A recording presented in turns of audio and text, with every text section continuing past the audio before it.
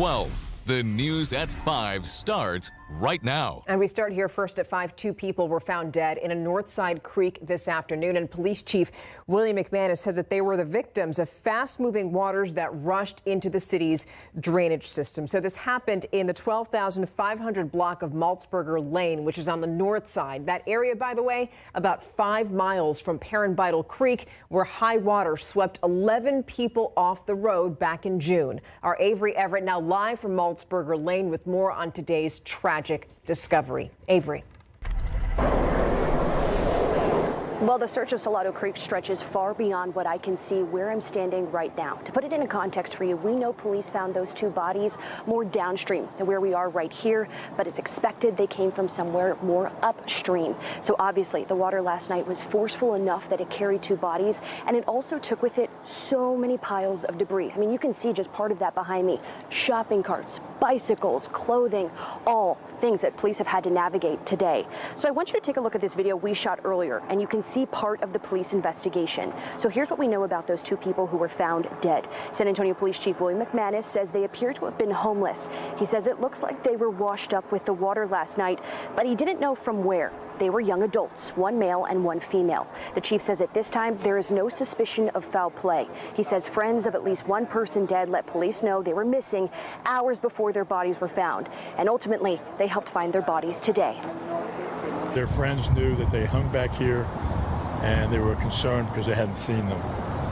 So after looking for them, they discovered the 1 person, and then we discovered the 2nd person.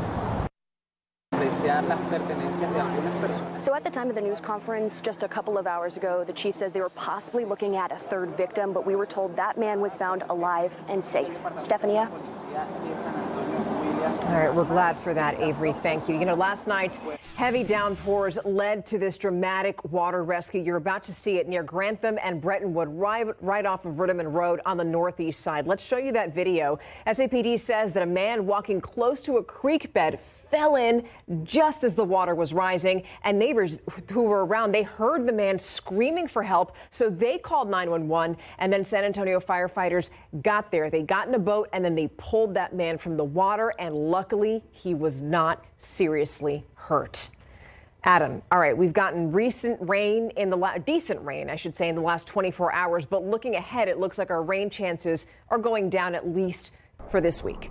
Yeah, at least for the rest of the work week, rain chances are really being eliminated. But next weekend is a different story, and we're going to dive into that in more detail in just a bit. I want to show you the 24-hour rainfall totals, and you see especially the east side of town along 410, southeast Bexar County, and then where we had the issues with the flash flooding and unfortunately some related deaths here. Take a look at the actual accumulations. Look at basically just within the drainage area of the watershed of the Salado Creek, 4.8 inches there, not far from 281 and West Avenue. Then you head a little farther to the east, you get near McAllister Park, 5.1 inches of rain. And officially at the airport, 3.11 inches of rainfall. So significant accumulations. And we'll take a look at some other areas coming up in a little bit. But I do want to point out that the latest in terms of the rain, it's mostly south of Highway 90. There's one little exception off to the north, but most of the leftover shower activity is south of Highway 90. From Pearsall to Devine, very light along I-35. And then you get from Frio County eastward on into Atascosa County, and that's where we have some more appreciable downpours. This is all moving away from San Antonio. This is all headed to the south as our weak frontal boundary continues to push that activity farther south. Here's the outlier.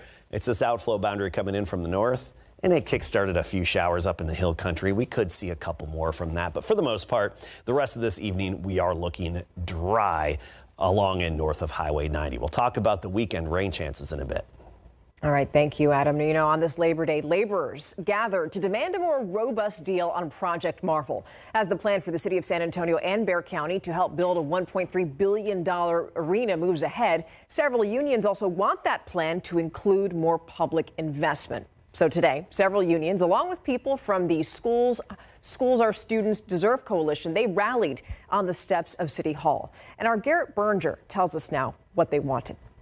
Make our city run! And if Project Marvel gets up and running, labor organizers say they want it running for working families, calling for investments in education, transportation, affordable housing, and jobs. For a commitment to public investment in more than sports and entertainment, in the working people who are the lifeblood of our city. Project Marvel includes expanding the convention center, a new hotel, a new concert venue, all downtown around Hemisphere. But a new Spurs arena is the focus for most people.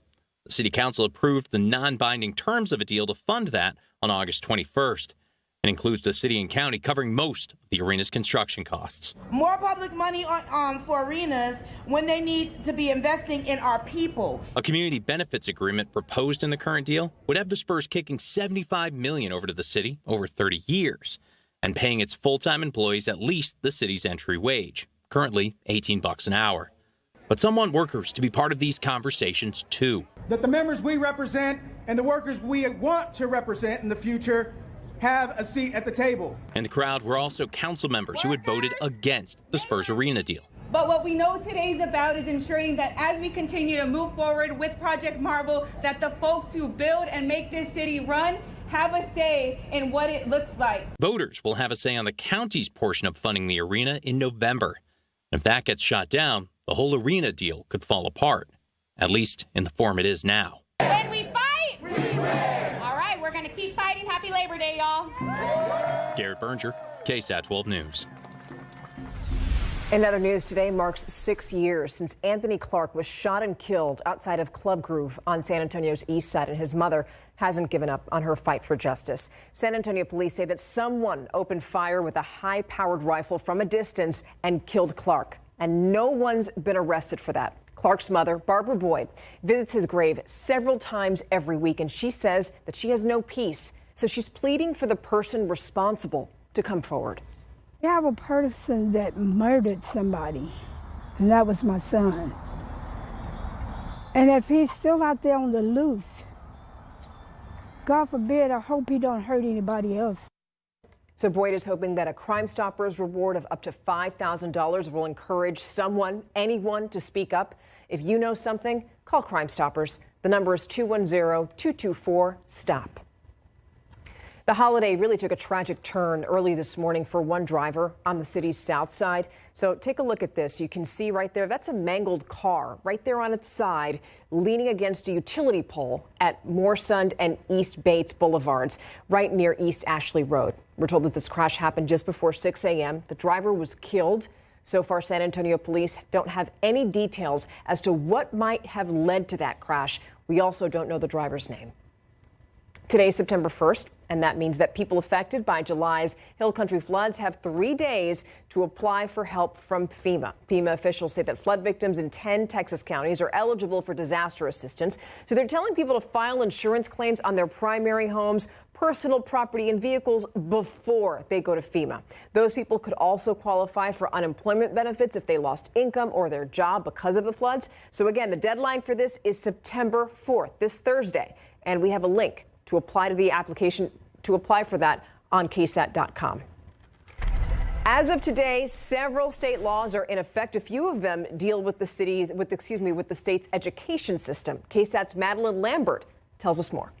Public and private schools are expected to see major changes this school year. The latest Texas laws passed in the 89th legislative session include a school voucher program and dedicated prayer time. Here's a roundup of the new laws to help you keep track of what's changing. Let's start with the school voucher program. Senate Bill 2 will set aside $1 billion in taxpayer money over the next 2 years to fund education savings accounts. That's money parents can use to send their kids to private school. School board members will need to decide if they want to adopt a period of prayer time or study time. If a school district adopts a prayer period, students and guardians will need to sign a consent form. A new Texas law will ban diversity, equity, and inclusion, or DEI, policies and programs in K-12 schools. The ban will also include training and programs on those topics unless they are required by federal law. This is just a quick look of the many laws that are going into effect on September 1st. If you want to see the full list, you can head over to KSAT.com. For now, I'm Madeline Lambert, KSAT 12 News. Now let's give you a live look at the roads right now. Not of accidents to tell you about, as you can imagine, because it's still a holiday. But this right there is something that we're looking at. That's 281 at Summit Church Road, where you can see the lanes right there on the lanes to your right. I mean, traffic is flowing very smoothly right now. We don't know if that's a result of construction or some sort of an accident. We're going to keep checking, but that is an area of concern right now where it looks like traffic is going a little slowly at this hour. Stay right where you are, though. Coming up after the break, the arts are slowly but surely making a comeback in the Hill Country following the devastating July 4th floods. We're going to take a look at the determination of one community arts official to get the stage lights glowing. And that's up after the break.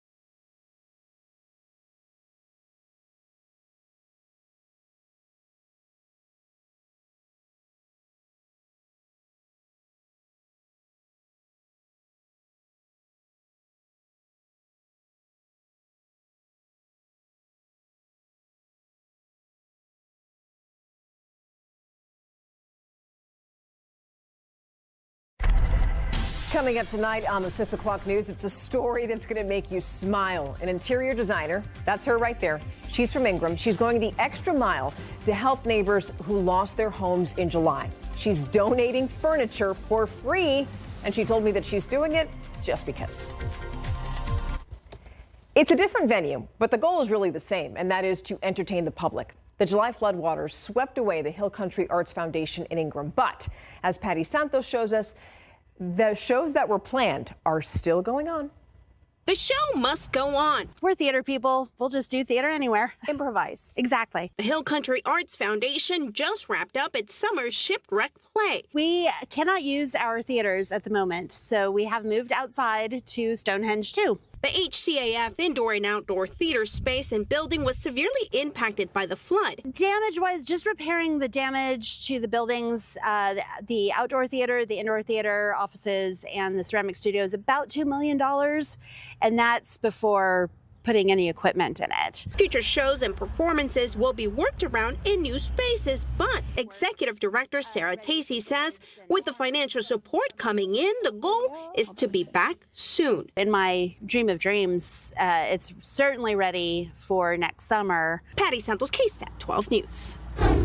It is finally official. UTSA and UT Health San Antonio have merged to become the third largest public research university in the state. The new institution is going to bring together top-tier research, healthcare, academics. This also affects more than 40,000 students, 17,000 employees, and millions of patients across South Texas.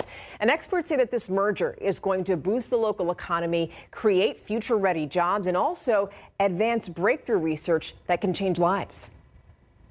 Starting today, Costco is cracking down and enforcing its new shopping policy. So this is the deal now. Only those with the executive membership will be allowed to enter the store early to shop before the doors open to the general public. Back in June, the warehouse chain allowed shoppers with executive membership to enter the store from 9 a.m. to 10 a.m. during the week. And those with the general membership had to wait until after 10 a.m. to shop. The company says that the restriction wasn't really being enforced until now. So you can imagine some customers not too happy with the change because they say the company is favoring its higher paying members. Your nominations for the SAP Pix 2025 contest are in. As you know, we asked you to choose San Antonio's top businesses, and many of you came through. So now what you can do is you can scan the QR code to see the finalists and also vote by September 20th. Plus, you can vote for each category once per day, and we will announce the winners later on this month.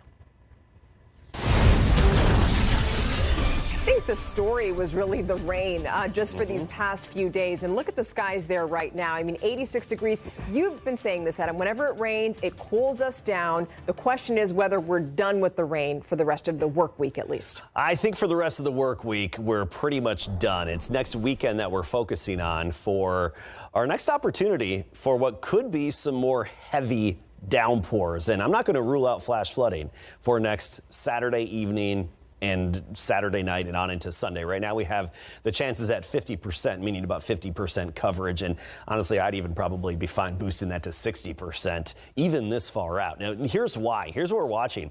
This area right here, just west of Mexico in the Pacific. This is likely to turn into a tropical cyclone, tropical storm, possibly even a hurricane, 90% chance of that. So why is that important to us? Because I do think we're going to get some of its leftover moisture. It's deep tropical moisture, at least in the mid and upper levels of the atmosphere. So what happens to develop is a tropical cyclone that could make landfall on the Baja Peninsula. But then, as we often see, the lingering moisture that makes it up over the mountains of Mexico works its way into New Mexico and Texas. And we think that, along with some energy aloft, will help to boost those rain chances as we get into the weekend. Of course, a lot can change between now and then. So as usual, check back in for updates. But this is what we're seeing at the moment. As for this evening, main points here, rain ending this evening. Not much time left for the lingering showers this week. Hot. But afternoon dew points will be low, so low humidity. You don't have to worry about a heat index value. We'll have afternoon dew points in the 40s the rest of this week, especially Wednesday, Thursday, and Friday. And then, of course, the weekend, watching for heavy downpours and even the chance of some localized flash flooding by the upcoming weekend. All right, here's a look at Authority radar and the leftover action out there. It's just hanging on a little bit as it heads into LaSalle and McMullen counties here, just north of Tilden. Some heavy rainfall, but elsewhere, just very light rain in parts of Medina County, western Atascosa County, and this is slowly going to be coming to an end. Some of this actually is high-level cloud cover and mid-level cloud cover that's being detected by the radar beam from the previous downpours earlier today. And then this outflow boundary, this rogue little boundary here, just kick-starting a few little downpours along it as it heads southward. So even as that moves into Bexar County, wouldn't surprise me if it kick-started one or two showers, but I really don't anticipate much. All right, a quick look at some of these 24-hour rainfall totals, especially in southeast Bexar County. Actually earlier today, being the dove hunting opener, I was out there and I was right about here. You see, not far from Elmendorf. And look at these numbers. Look at the rainfall accumulations. And actually, there's a little tank, a little pond on the property that yesterday was dry. It's 18 feet deep at its deepest part. It's not a very big one, but 18 feet deep. And then after this rainfall, filled right up. Nearly 5 to 6 inches of rain. Southeast Bexar County, northwestern Wilson County. Astonishing amount in a short amount of time. That'll fill the tanks on some area ranches, and that's what we need. Now, taking a look at the aquifer and how it responded, it's already up 1.6 feet. And you look at the rainfall totals over the recharge zone, and this is significant. We're talking 3 to almost 4 inches of rainfall over the recharge zone. Of course, this black outline indicating the recharge zone, the sweet spot for rain in terms of boosting the aquifer. 90, our high today, not bad. Average being 94, a record 102, so back in 1951. 86 right now, but here's the key.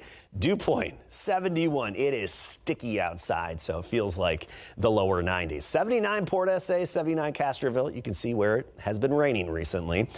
Locally, by 9 o'clock, we're at 80, 11 o'clock, 78. Tomorrow, we start the day at 74, make it up to 96. A mixture of sun and clouds, a 10% chance of a shower tomorrow, but more than anything, we're just going to be in the mid-90s, not far from average for this time of year. And then near 100, especially on Thursday. But this upcoming weekend, check back for the updates on the rain chances. All right, so speaking of Thursday, all right, so we're talking about the upcoming game here with the Dallas Cowboys. So now that we know that Micah Parsons is out of the picture, right, what does that mean for the defense? Yeah, I mean, it means a lot for the defenses. The Cowboys and Eagles get ready to kick off the 2025 NFL season. We'll hear from Matt Eberflus about just that, on how Dallas is moving forward without Parsons. And Texans head coach DeMeco Ryans sharing where he thinks Houston's Week 1 matchup will be won after the break.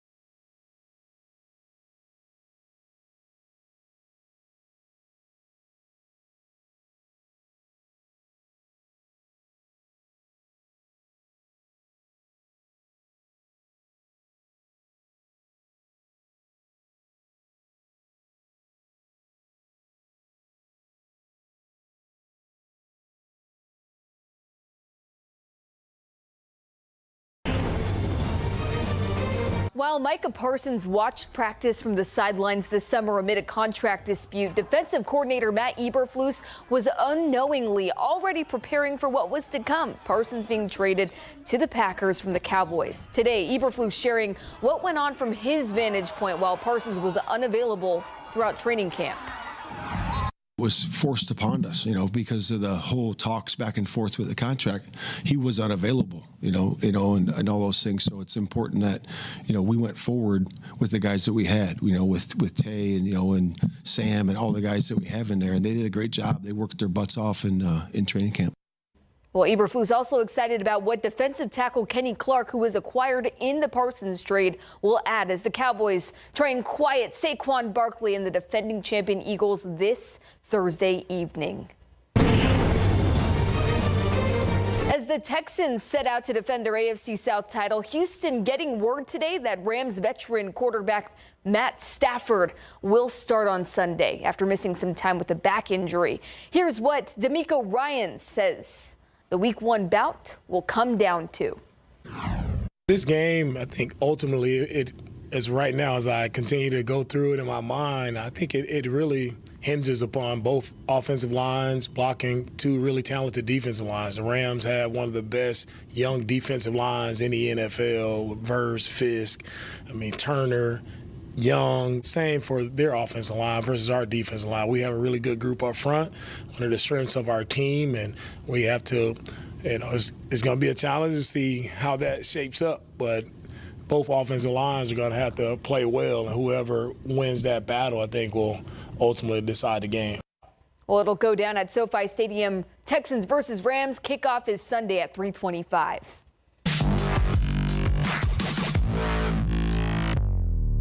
Going into Piper, even though we won against Judson, we're going into them as 0-0. We know how important this game is to us. They're a solid team. They got great kids there. They got studs. It's going to be a good game.